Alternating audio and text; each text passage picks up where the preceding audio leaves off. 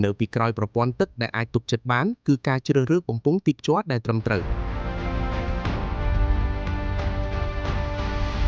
នេះជាក្រុមហ៊ុន UPG Pi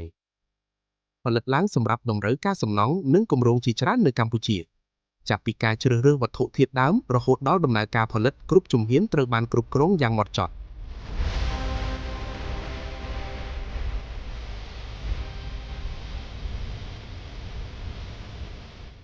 ផលិតផលនីមួយៗត្រូវបានត្រួតពិនិត្យគុណភាពមុនចេញពីរោងចក្រដើម្បីធានាភាពជឿជាក់សម្រាប់ការប្រើប្រាស់ជាក់ស្ដែងជាមួយជម្រើស UPVC, HDPE និង PPO ផ្ដល់ដំណោះស្រាយសម្រាប់តម្រូវការគម្រោងជាច្រើនប្រភេទ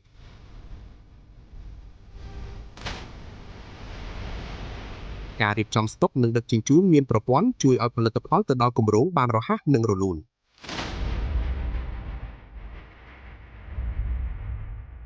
ពីរោងចក្រទៅកាន់គម្រោងពិតនេះជាហេតុផលដែលអ្នកជំនាញនិងគម្រោងជាច្រើនជ្រើសរើស UPG Pi UPG Pi គុណភាពដែលអ្នកអាចមើលឃើញទំនុកចិត្តដែលអ្នកអាចសាងសង់បាន